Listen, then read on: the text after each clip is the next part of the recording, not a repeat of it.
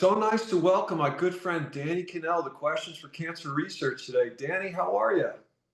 What's up, big man? How we doing? This is awesome. I've been a listener, a fan of the show, and you've had some huge guests. So I just hope I can fill those shoes, man. You've had some incredible shows. I'm just trying to live up to the standard that you've set here early. Hey, awesome to see you. We got a ton of stuff. We could, the stuff that's going on in college sports, we could spend a full hour on, but I'm going to hit you with a lot of stuff. I'm going to keep you moving and just great to see you out there. Thank you so much. Danny, you won a national championship at Florida State while playing backup to Heisman Award winner Charlie Ward and finished with two really good years at quarterback for top ranked Florida State before playing 6 years in the NFL.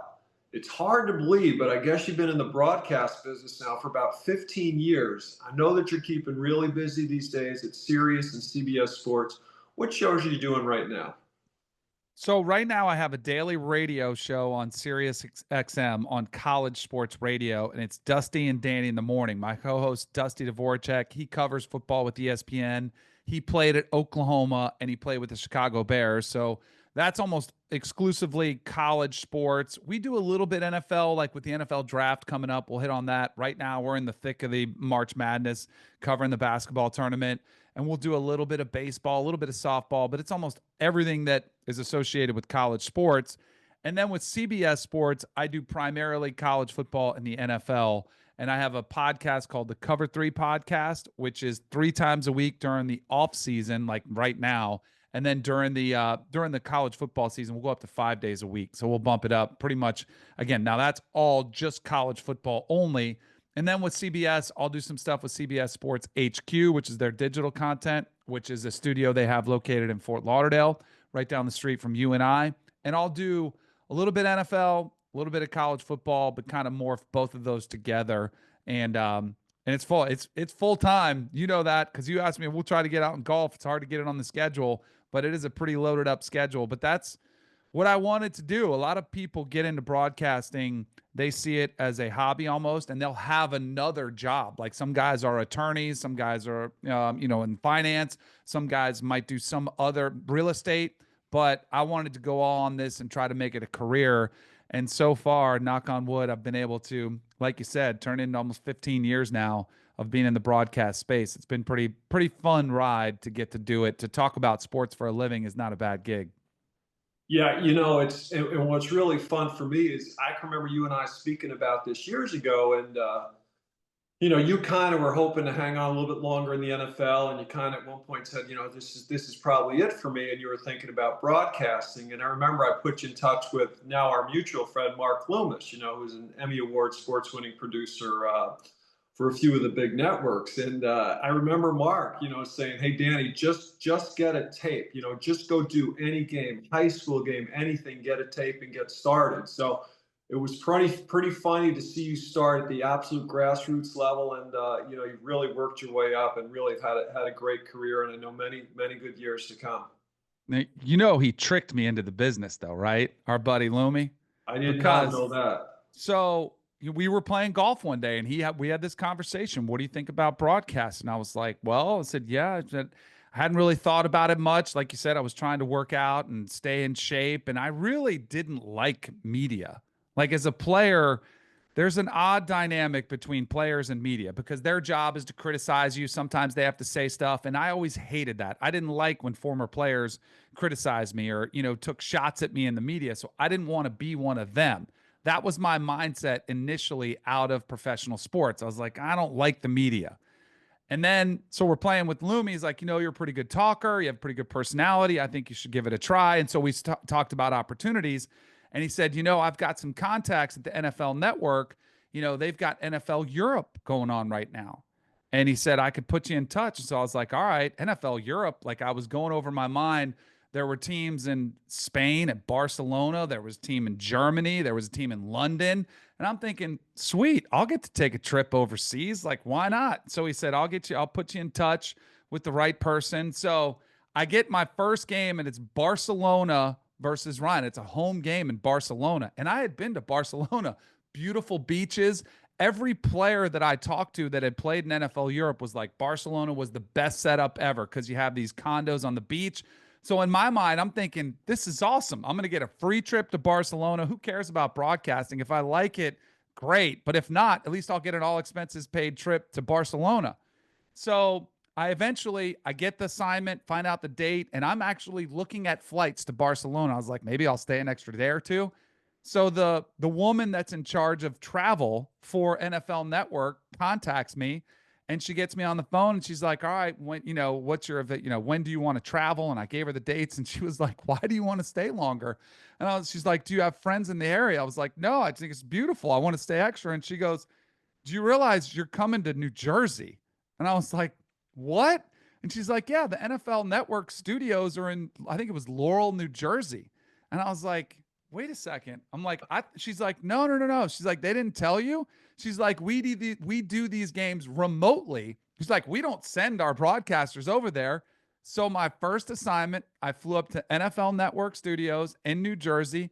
It was a little like box of a studio that was tiny, and we watched the games on satellite television and then basically acted like we were there. And it was really odd. And the crazy thing about it is my play-by-play was a guy named Charles Davis, who's one of the biggest broadcasters in the game right now. He crushes it with us at CBS. He's done Fox, he's done both. And he was kind of experimenting with play by play as opposed to being an analyst. So he was my play by play guy. And we called a Barcelona game, an NFL Europe game from a tiny studio in New Jersey as my first broadcast experience. That's funny. I remember you did those games out of out of New Jersey, but I didn't know you were all set to book the flight. Louis should have been a little bit more upfront on that one. Whether we got to ask him about that, but it's funny you say that because the senior tour now is doing that, right? So they've got their guys up in Ponte Vedra, Papa and Zinger are up there kind of calling it. So, definitely a little bit of experimentation. I actually did watch the golf, the seniors, some of that over the weekend. And, you can tell it's a little bit different, but I think, given the mix of guys on the ground and those guys there, I mean, I think, for something like that, it definitely works. Every network is doing it now, and I think COVID changed our world in a lot of ways, and broadcasting was one of the major ways that TV networks discovered they can save a lot of money by not sending and traveling. Because think about it, it's not only the host and the play by play, it's a producer, it's a director, it's the audio. There's probably, on a smaller scale game, there's a crew of about 12 that would all travel to the location. They have to put a truck there. Now they've realized, hey, if we can just get the cabling, if we can just get the truck and the cameras, we can pump it in and we can have everybody else be remote, and it saves them a ton of money. So even at ESPN, some of their a lot of their college football games now are remote broadcasts. Now, even and then they've learned in other ways you can do it split. So they'll just send the play by play and the analyst, and they'll have the producer director go to one place in Bristol, Connecticut, or Atlanta, or some of the other main studio spots where they have all the technology, just as a way to cut costs. So it's one of the many ways that the whole world has been changed. But the broadcast industry, another one is Sirius XM. Like there were a lot of hosts that had to travel to New York City to be in one of the studios, or Los Angeles or Miami. Now almost every show on Sirius XM is done from home, and it sounds the same. You can't tell.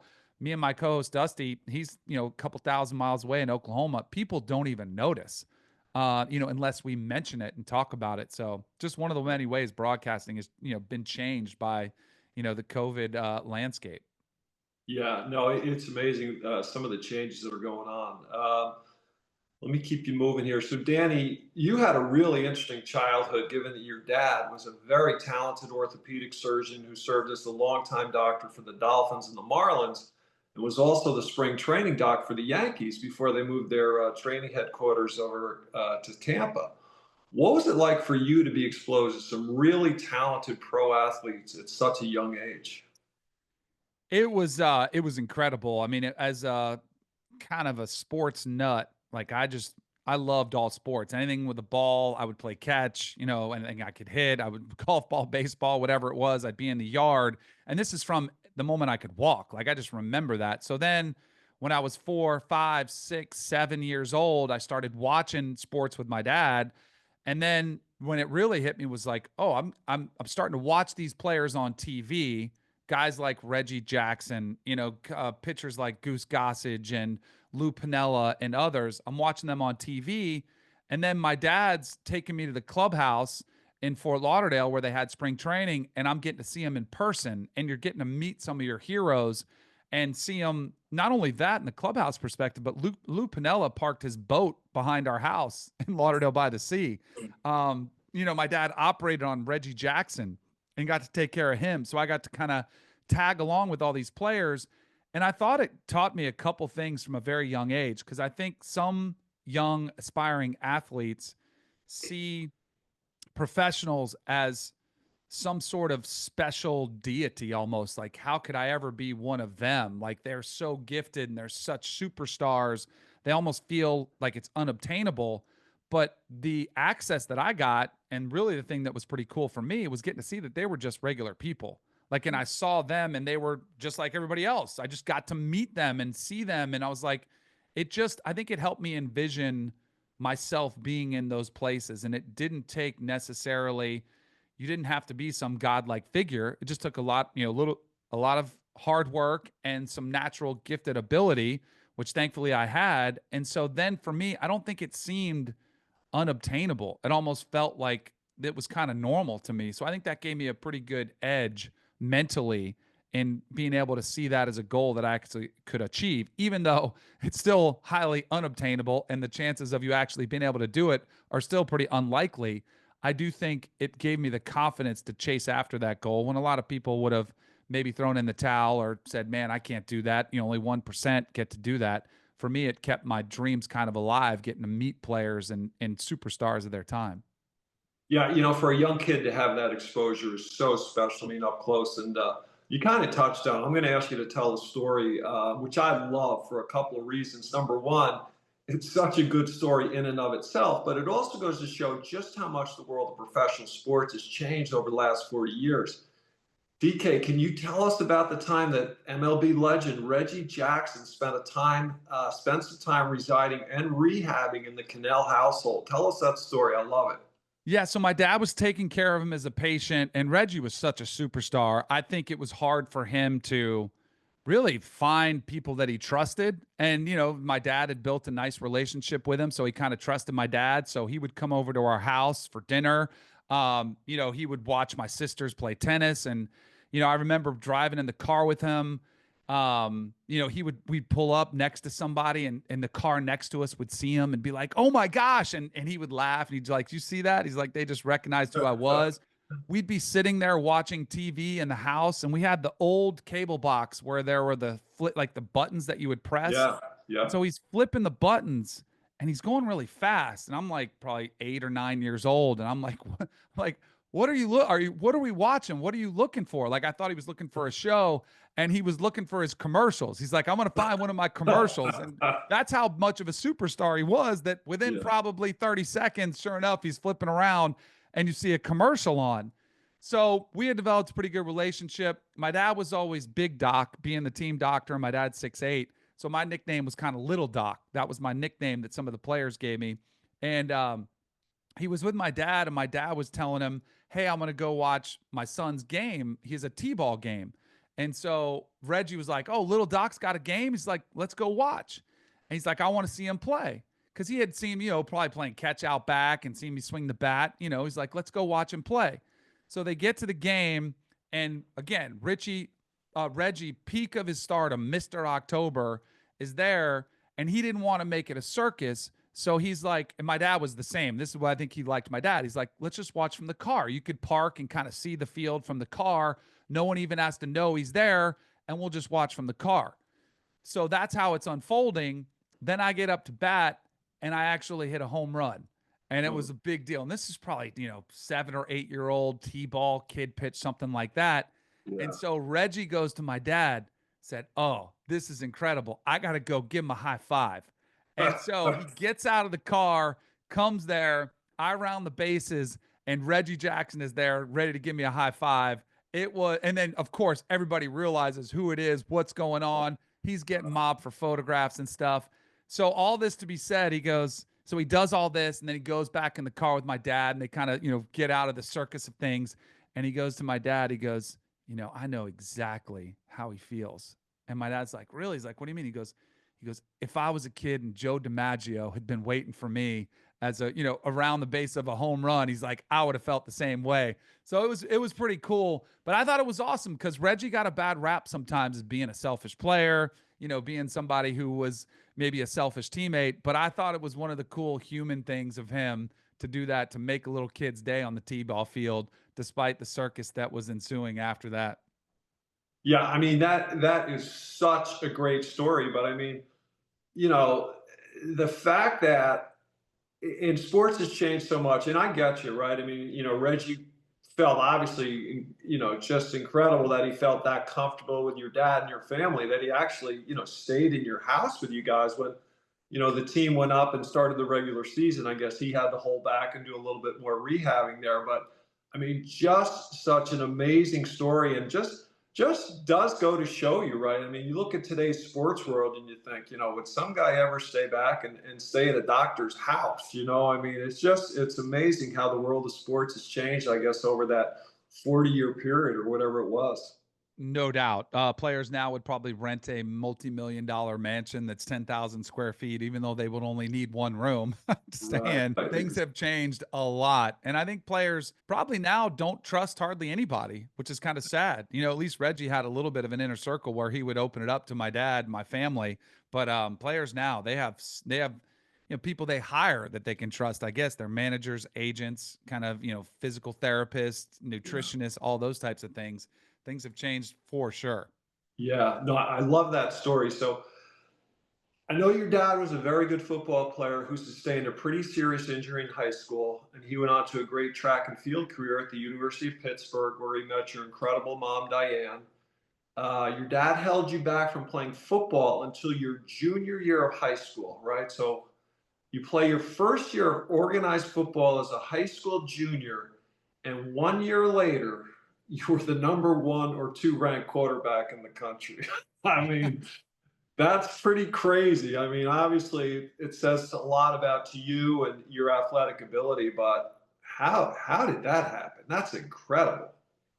And not only that, but I mean, you've seen my high school. It was tiny. We were single A, at the time. I think they're a little bit bigger now, but I had 70 kids in my graduating class. We had 25 players on the football team. I was probably one of the bigger players. I'm not like just because I was taller and I was skinny, but there weren't many guys over 200 pounds that were on our team. And it's funny because I didn't have any, like, it wasn't like I was pestering my dad to play football. Like, because my dad did not want me to play because he didn't want me to get hurt. But I was also kind of intimidated. Like, I'd hear the players complaining about practice and putting on pads and they'd be bruised. And I'm like, that sounds like it sucks. Like, why? You guys are all complaining about this. Why would I want to do it? But football was a cool sport. You had the cheerleaders, you got the girls, you got a lot of attention. Yeah. And my buddies were kind of like, man, why don't you just come out? Like, and I hung out with the same crew because a lot of my buddies I played basketball with and I played baseball with. And those were my other sports that I was playing. And my dream was always to play for the New York Yankees. Like, that was my dream. I wanted to be Don Mattingly or Reggie Jackson. That was my dream, that I wanted to play with the Yankees. So I was like, all right. And I kind of went back to my dad and was like, what do you think of football? He's like, well, I don't really want you playing. I was like, but my buddies want me. The coach got involved and he was like, look, I really think he's got a good arm. He saw me throwing passes the previous year at halftime of a game because I would go watch the varsity football team when there was a game. And at halftime, the kids would kind of be throwing on the field and I'm throwing it like 60 yards in the air, which is longer than either quarterback on either team could throw. And I think Yeah. people are like, why isn't this kid playing? So the coach came to my dad and he's like, hey, look, I think you should let him play. And my dad was like, okay, you can play. He really liked the fact that I had great coaching. One, Bill Merton was my head coach, had a great reputation. The team was getting pretty good. And then Mike Phipps, who played at Purdue, was a longtime NFL career, was the quarterback coach. And my dad talked to both of them and liked both of them, felt like I would be in good hands. He said, but he can't, most of the players being at a small school played both ways. So players played offense and defense. My dad said, all right, he can play, but he can only play quarterback. Like he Okay. can't, I don't want him over there playing defensive end or any other position, safety, whatever it was, because again, everybody did it. So my coach was like, sure, we'll take him. We'll just make him a quarterback. And so I go out, and I'll never forget the first day of practice, I didn't know how to put pads in. Like I was like, where does this pad go? And I'm asking my best friend, Aaron Walhoff, I'm like, where does this pad go? Like, I don't know what this is for. Where do these go? And, rib protectors and your helmet strap. And I felt like a clown. I was like, this felt like dress up day, at Yeah. school. And from there, had great, again, like I said, great coaching. Mike Phipps was great with the fundamentals of getting me very, because I was a raw, just a raw piece of meat. Like I had no idea, a raw piece of clay, and he was able to kind of mold me. I didn't have bad footwork from anything previous that from football. So from the first time I learned, I had a former pro quarterback teaching me how to grip the football, how to release it, how to drop back, how to use ball fakes, all that stuff, and teaching me a system where I didn't know anything else. And they kept me in a pretty basic system. And we had a good team that made it to, I think, the Final Four in the state championships the year before I got there, but the quarterback had graduated. So the team had some really good pieces around it. And so I was basically kind of clueless, but figured out, hey, just don't throw it to the other team. Let's try to go through those progressions, and had a pretty good knack at being pretty naturally accurate, had some really good players around me. And we actually have a good team with a good defense. So we have a ton of success. So we win the state championship my first year starting as a junior. And I thought it was cool, but again, a bunch of my friend group were really good athletes that we had played little league baseball together, youth league basketball. And so this same crew had a bunch of good athletes. So we had good chemistry. And so I walked into a great situation. So we had challenged the state title in baseball and basketball. So I just thought it was kind of normal. I'm like, all right, we won a state title. That's awesome. I didn't think it was anything to do with anything I did special. I was just like, because I didn't throw for the numbers that kids are playing today, like throw for 35 touchdowns and 3,000 yards. I probably threw 14 or 15 touchdown passes. Was probably a 60% passer. But again, I didn't feel like I was anything special. So then after we win the state championship, go back to playing basketball, play baseball, and then we have spring football practice of my junior year. So after we won the state championship, it's spring football practice. And the first practice, there's a buzz at practice, and the players are kind of excited. And there's a lot of coaches that are there watching practice, and they have their gear on. So they're wearing, I see like Florida State, Florida, Michigan State, Ohio State, and they're like these assistant coaches. And then there was a coach named George Perlis who coached at Michigan State, and it was a head coach, and he was at our practice. And everybody's like, man, this coach is here. Again, I am clueless. I just thought they were making the rounds in South Florida, watching all the talent that's in scouting, like looking for players. Didn't think twice about it. So my coach called me in the office, and he said, hey, Coach Perlis wants to meet with you. And I was like, all right, sounds cool. And he could tell I was kind of like just had no idea what was going on. And he goes, do you realize why these coaches are here? And I said, well, yeah, they're just looking for scouting talent. And he goes, no, he goes, they're here to watch you. And I was like, he's like, we've never had coaches come watch our practice. And I was like, oh, and it kind of hit me a little bit. Yeah. So then Steve Spurrier comes watch our practice. Like big name coaches are coming to watch, and my coach is informing me all this. So then I start getting offers to go take unofficial visits. So I'll never forget, I was at Florida State. I went to Tallahassee for an unofficial visit in spring of my junior year. And their recruiting coordinator, Ronnie Cottrell, he sat me down and he told me, he said, we have you as the number one ranked quarterback in the country. Like Wow, you're, that's and amazing. that was it blew me away, Kat. I had no idea that I was even on any radar or ranked or anything. Again, I didn't think I was very good. I was like, all right. And then, the amount of mail that we got every single day, the amount of phone calls, it just became overwhelming. And then it hit me like a ton of bricks. I'm like, this is very real. And I was kind of still like wanted to be a baseball player. Like I didn't really wasn't dying to play college football, but these opportunities kept knocking and coaches kept calling. Eventually, a chance where again, eventually it came to fruition, ended up going to Florida State. But it was a pretty wild, incredibly rushed, surprising recruiting process because I had no idea that it was going to be what it was. Yeah, I mean, that is just an amazing story. I mean, we know how much the whole high school recruiting has changed so much over the years, but I love it, right? I mean, you show up and these coaches are there, and you're kind of thinking like, who are these guys here to see? I mean, it just goes to show you how much it's changed over the years. But pretty incredible. Now, as I first got to know you, you were kind of finishing up your NFL contract career, but you were big. I mean, you're solid 6'4", 6'5". I mean, you almost look back in the day. I know you were lifting weights hard. I mean, sometimes you almost looked to me like a linebacker. I mean, when you were in high school, did you still have pretty good size? I think what they saw was somebody who could grow into a tall, athletic body because I was pretty scrawny. Like I remember trying to put on weight. But I was tall, so I was always the same height. I was probably the same height, in eighth grade, maybe ninth grade was when I pretty much got to 6'4", and then kind of tapered off. Like I was kind of hoping to get more inches, but I was always tall, and I just had a really good arm, like from baseball. Like I could just throw it. It came pretty easily. And so I think they saw, I think that describes a lot of high school kids. Like you haven't filled out, and I hadn't done a lot of weightlifting and hadn't done a lot to improve strength, but I had a pretty good frame. I mean, I'm sure they were well aware that my dad was 6'8". My dad's a big guy. So they were like, oh, they could see either me growing a little bit more or adding muscle. And when I did meet you, was probably about the peak of like strength that I got to because I have like it's a it's a grind. I mean, physically, you've got to be able to take the hits that you have to endure. So I was much bigger, even then after 4 or 5, years in the NFL when I kind of took weightlifting a little bit more seriously. Cause even still, it just, we lifted weights at Florida State, but I didn't take it to another level till I was probably 27 or 28 and Yeah. really was like, all right, I gotta try to bump this up a notch.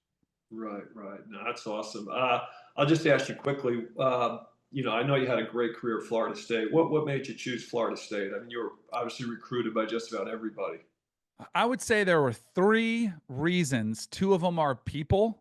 One of them was playing baseball because that was like I mentioned, I wanted to play baseball. So every school that I talked to, I wanted to play two sports. I didn't want to have to give up baseball. And some schools told me, sure, we'll let you. But in the back of my mind, I was like, they're just saying that. They're going to make me pick one. But Florida State had Deion Sanders, who had already done it. They had a player named Kenny Felder, who was currently doing it when I was being recruited. He was a football, baseball guy. He ended up getting drafted again and ended up choosing baseball as a career. But at least I had seen it. And so I got to meet Mike Martin, the baseball coach. And so I was like, all right, they'll let me do it. At least they'll give me a shot, and which I did for my first 2 years. But the other two reasons were really two people, and that was Mark Richt and Bobby Bowden. Mark Richt was the quarterback coach and really had a good relationship with him. He was a young, up and coming, hot coach who, just had a really good personality that I liked. He was a Christian like I was. He wasn't afraid to talk about his faith. I liked the way they handled the quarterbacks.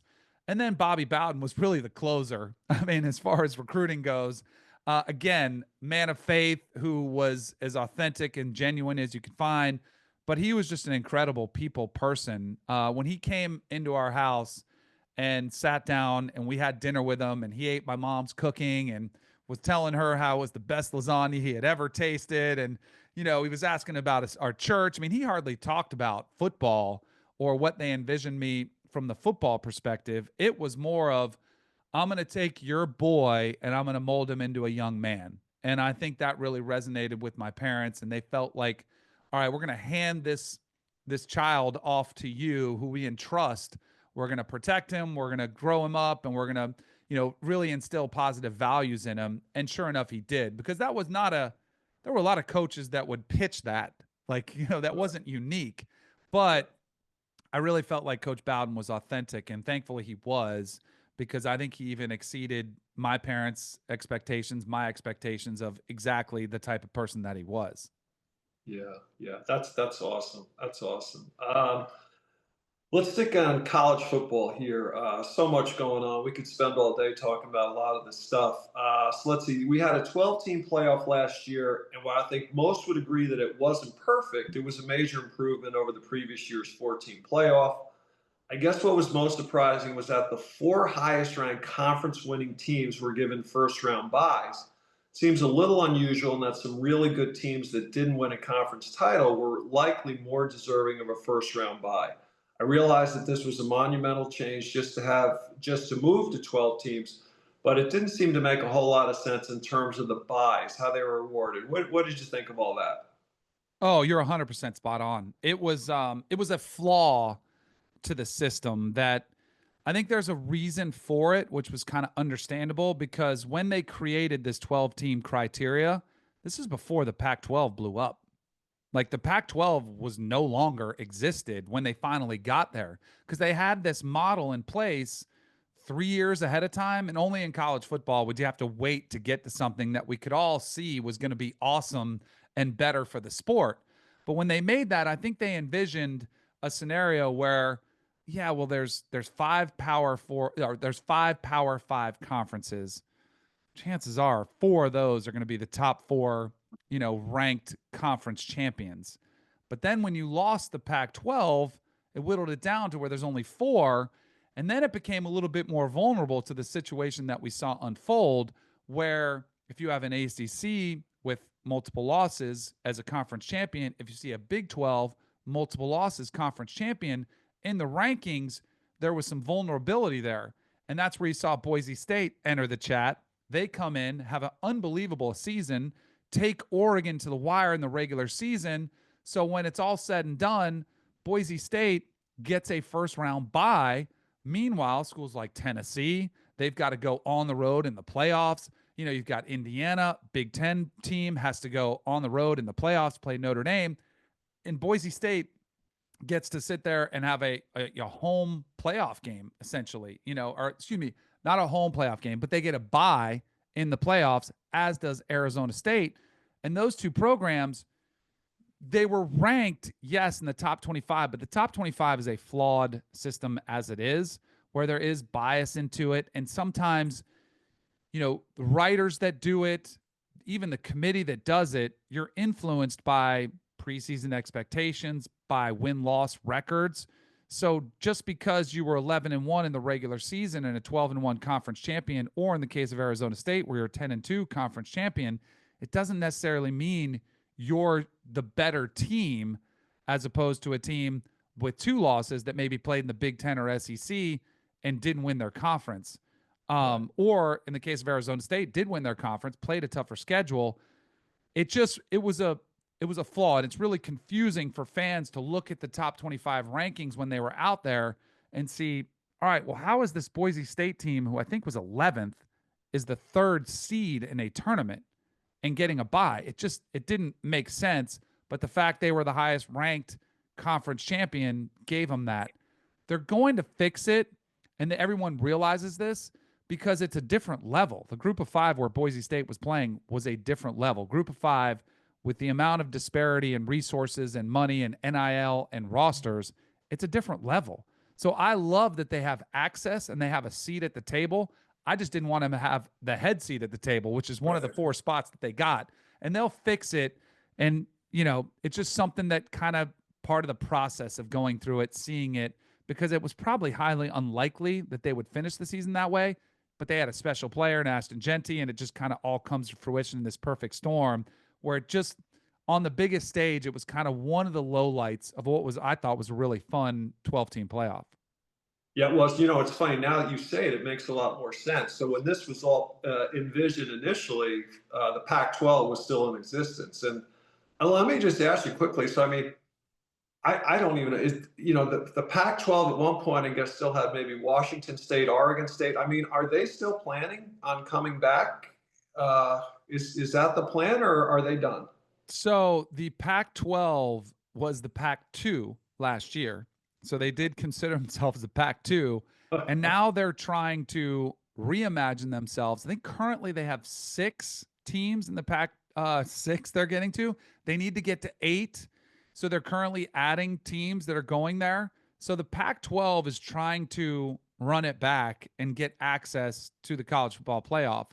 The problem is there's nobody left to select from that's really of value that is a Power 5 team. So they're pulling from the Mountain West. They're pulling from wherever they can get teams. They're trying to pull them in from. So it's just, and it's sad. It's one of the most devastating things I think I've seen to the college athletics landscape, to see a conference which has been around for 100 years, who Bill Walton famously described as the Conference of Champions.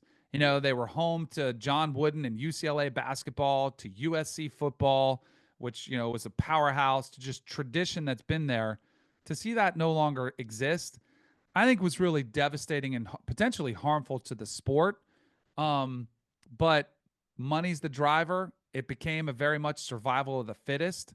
And for USC, UCLA, Oregon, and Washington, they saw an opportunity to kind of keep up with the Joneses and stay a part of the top 2 conferences in college football. So I don't blame them for going to the Big Ten, but unfortunately, it was a collateral damage to the greater, movements of college football. Yeah, no, that was really that was big. And I mean, even Cal and Stanford in the ACC. I It mean, makes no traveling, sense. it's really tough. But what's funny about this is, so I guess the way the system was initially set up, for them to make changes at least next year, so this upcoming playoff, they have to have unanimous, agreement, which Right. is, so you basically have 10 conferences, you have Notre Dame, and so everybody, so I don't know what it's going to look like. And I know next year, I guess the SEC and Big Ten have been given a lot more latitude.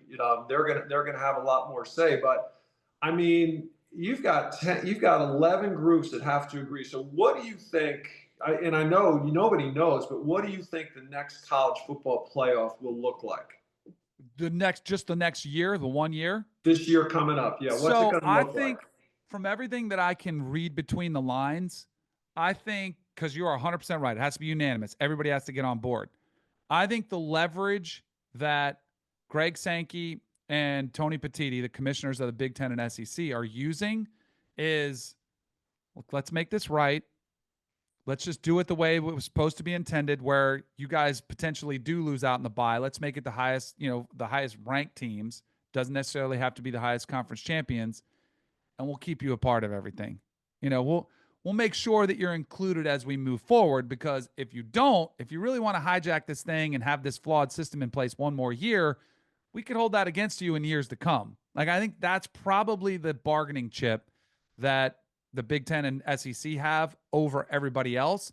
And I think if you're the group of 5, you might want to listen up and pay attention. Like, say, you know what?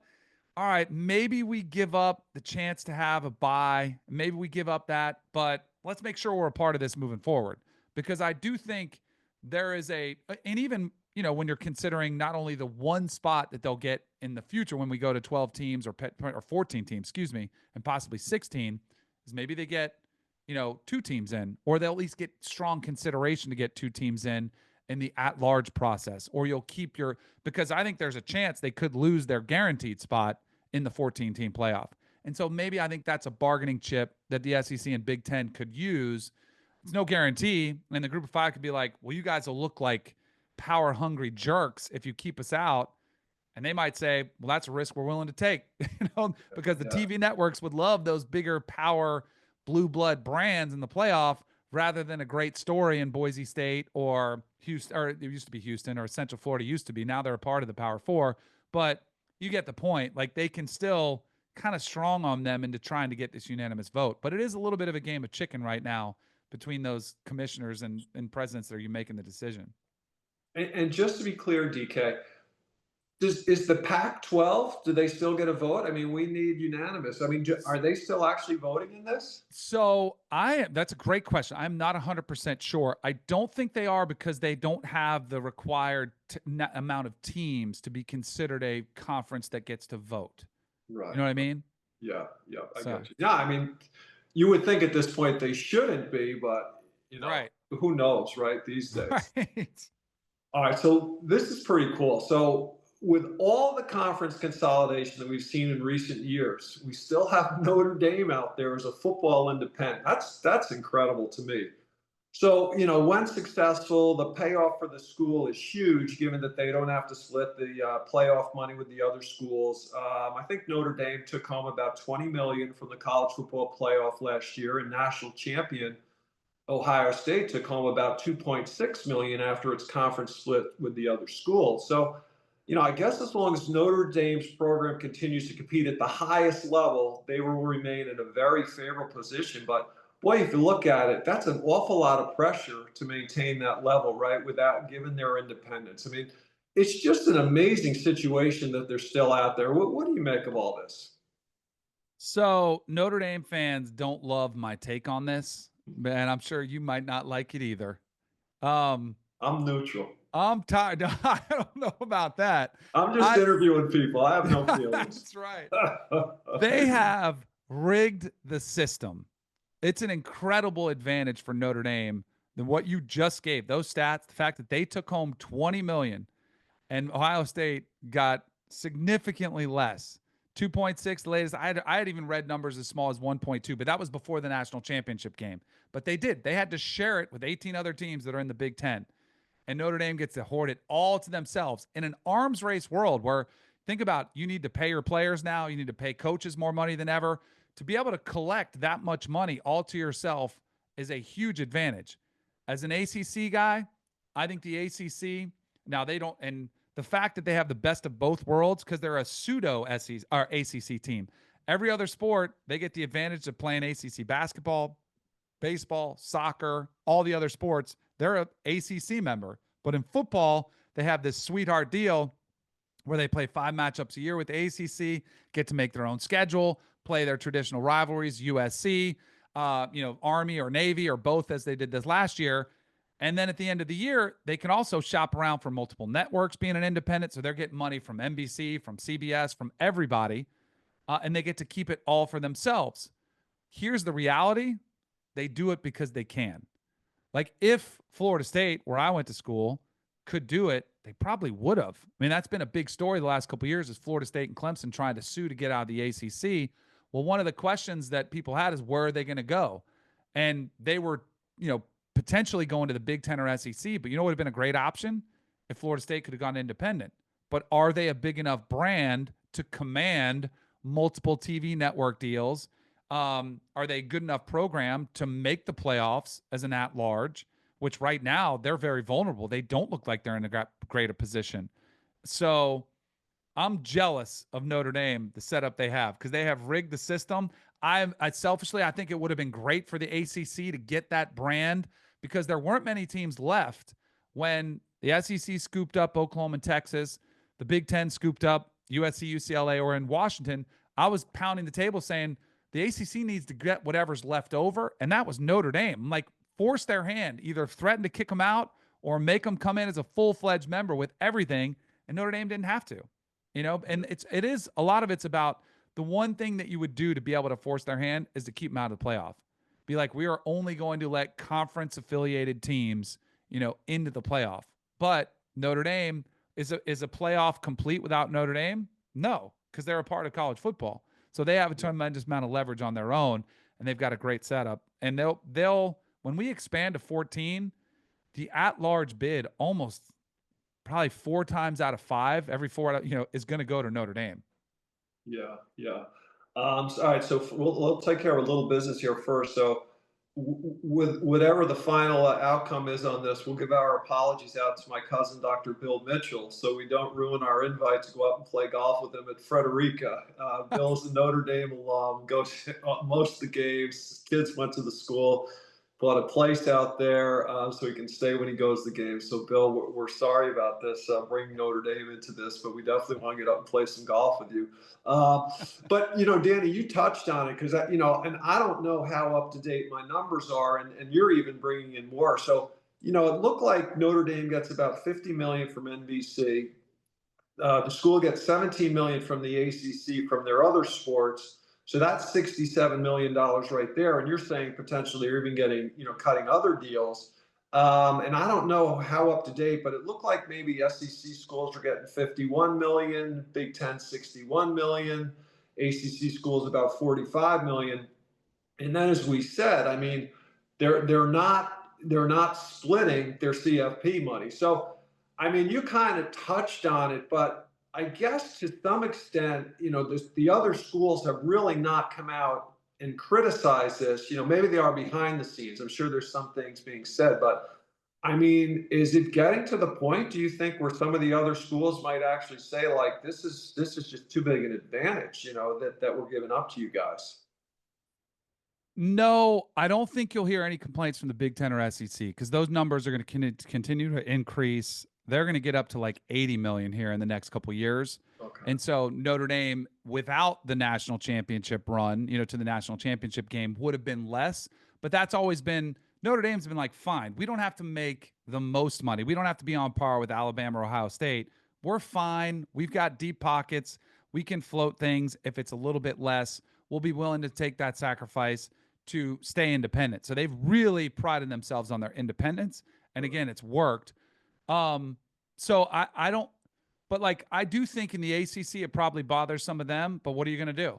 Like you kind of like them scheduling, and they're one of the things I think is going to be pretty cool is one of the things the ACC has done to survive is allowed this unequal revenue distribution model that they're going to go to appease Florida State, Clemson, but also Miami. Some of the other brands that bring in more to the conference as far as eyeballs and ratings. And one of those agreements is they're going to play Notre Dame more frequently.